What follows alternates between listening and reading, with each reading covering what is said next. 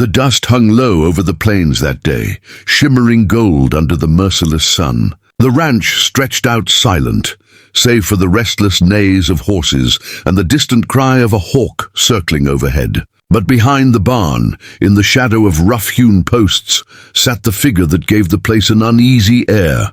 An Apache girl, wrists bound with iron chain, head bowed so low her long dark hair veiled her face. The sight would have stirred whispers in any town, for it was rare to see a native girl in such a state, rarer still to see her captured and chained. She was young, her slender frame hardened by survival, her dress torn by travel and struggle. The chain clinked faintly each time the wind tugged at her, and though her body was still, her silence spoke louder than any cry for mercy.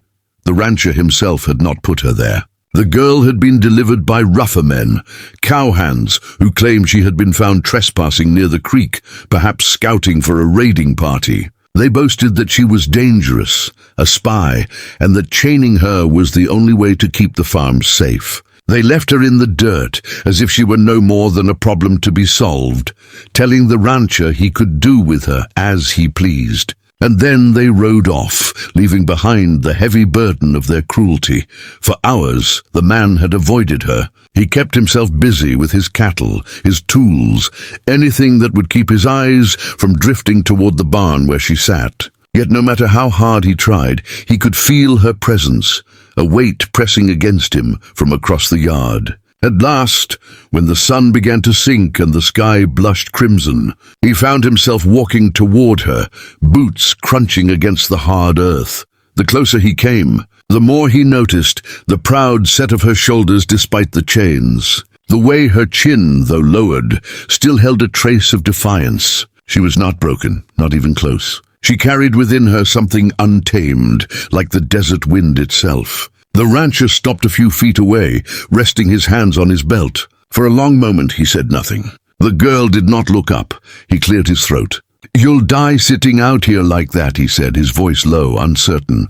No reply came. The only sound was the rattle of chain links shifting slightly as she breathed. The rancher shifted uneasily, feeling like an intruder in his own land.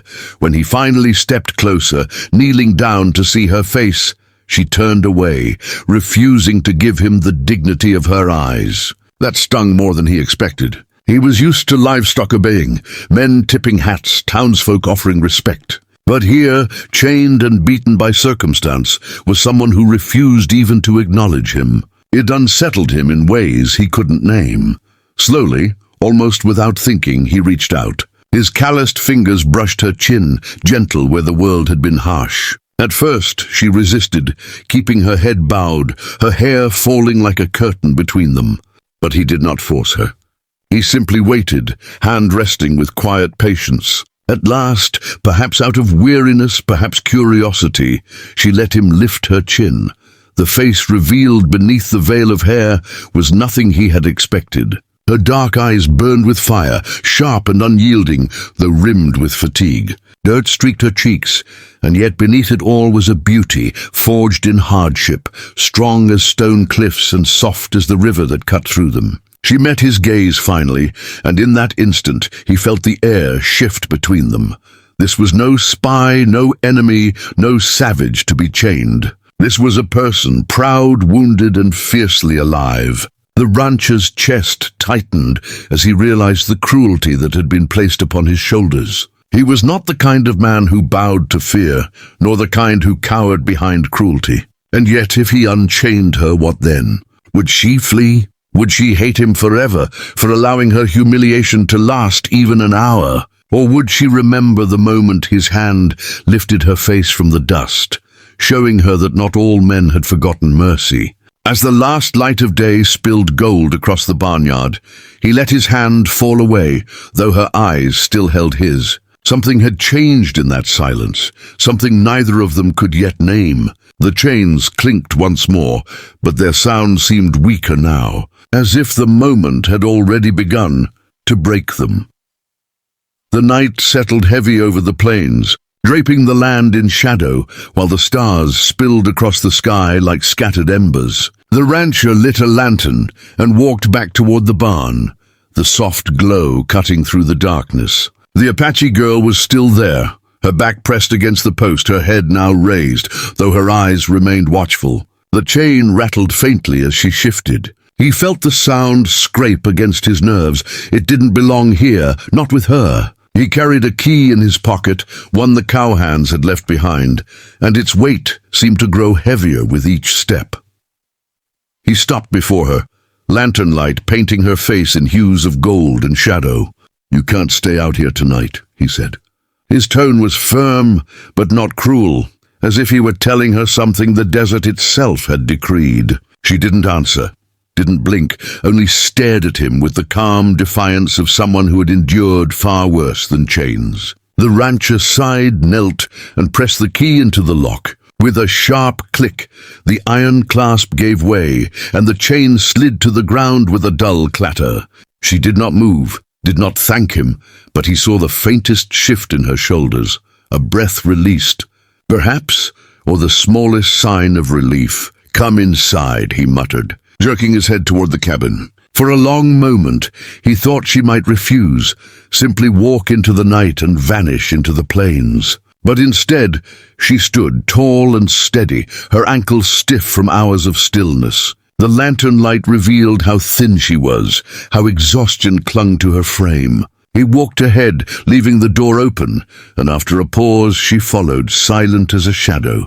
Inside the cabin the air was warmer, carrying the scent of wood smoke and coffee grounds. The girl stood near the wall, refusing to sit, her eyes roaming the small space as if memorizing every detail. The rancher busied himself at the hearth, pouring hot water into a pot of beans, slicing the last of his bread. The quiet pressed heavy between them until he broke it with words that felt strange on his tongue. "What's your name?" he asked. Her silence stretched long enough for him to think she would not answer. Then softly she spoke. "Tyre." Her voice was low, steady, carrying the same strength he had heard in her silence. He nodded once. "I'm Matthew." The names hung in the air like tentative bridges, neither one crossing yet, but both acknowledging the other's existence. When he set the plate on the table and gestured for her to eat, she hesitated. Suspicion lingered in her dark eyes, but hunger was stronger. She sat finally, her movements careful, deliberate, and began to eat in silence. Matthew watched from across the room, leaning against the wall, his arms crossed. He told himself he was only making sure she didn't bolt or turn violent, but deep down he knew it wasn't fear that kept his eyes on her. It was something else, something he didn't dare name. As she ate, the firelight danced across her face, softening the harsh lines left by hunger and hardship. She did not thank him, but she did not need to. Every bite she took was its own kind of gratitude, though it came wrapped in pride. Matthew found himself respecting that pride. She was no beggar, no helpless creature. She was a woman who had survived on her own terms, even in chains. When she finished, she pushed the plate back and sat straighter, her gaze meeting his without hesitation now. "Why did you free me?" she asked, her voice edged with suspicion rather than curiosity. The question struck him harder than he expected. He looked away, scratching the back of his neck. "Because it was wrong leaving you like that. I'm no jailer, and I'm no coward hiding behind iron to keep me safe." Her eyes softened slightly, though only for a moment. "You think kindness makes you strong?" she said, not mocking but as if testing him. He met her gaze again, steady. "No, I think it makes me human."